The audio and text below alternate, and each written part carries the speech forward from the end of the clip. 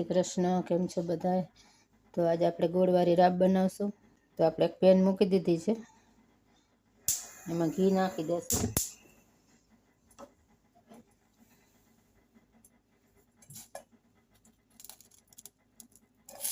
દેશી ઘી 2-3 ચમચી, 2 ચમચી જેટલું.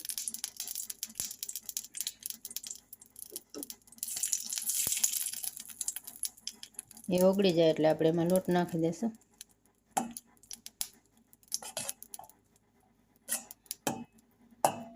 દરેક ગુજરાતીના ઘરમાં બનતી જ હોય શિયાળામાં, કેમ કે આનાથી શરદીમાં અને રાહત રહે. તો આપણે લોટ ઉમેરી દઈશું.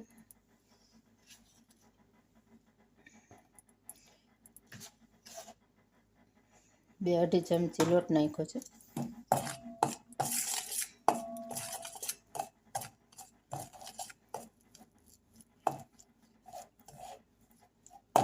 થોડુંક નાખી દઈએ ઘી એટલે સરખું શેકાય.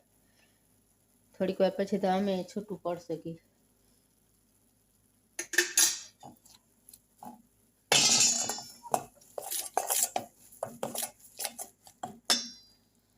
આના ભેગા આપણે લવિંગ નાખી દઈશું 8-10 ભેગા શેકાઈ જાય. ભૂકો કરીને પણ નાખી શકો, પણ નાના છોકરાઓને પીવી હોય ને તો તીખી બહુ લાગે ભૂકો કરે, એટલે આખા લવિંગ નાખીશું. નાના બાળકો ના પી શકે.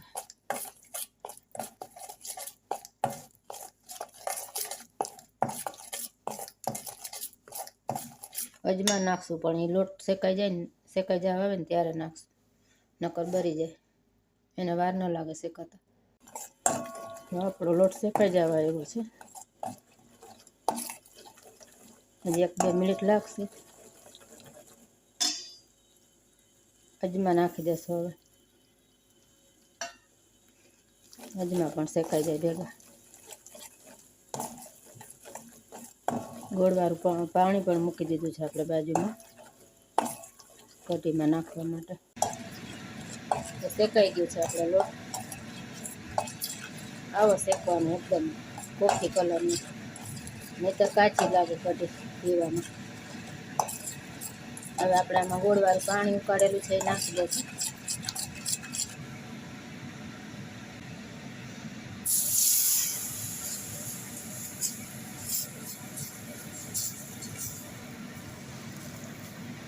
લોટ શેકાતા ધીમા તપે શેકવાનું હોય ને, અને 2-3 મિનિટ હજી આપણે કઢી ઉકાળશું.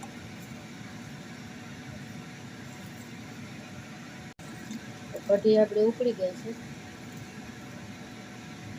આવી આછી રાખવાની. ઘાટી રાખવી હોય તો પાણી ઓછું નાખવાનું.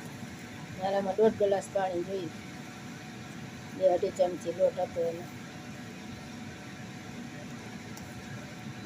ઘાટી રાખવી હોય તો 1 ગ્લાસ પાણી નાખવાનું. ગેસ બંધ કરી દઈશું. કઢી ઉકળી ગઈ છે આપણી. તો તૈયાર છે આપણી ગરમા ગરમ કઢી. શિયાળાની ઋતુમાં શરદીમાં તો બેસ્ટ.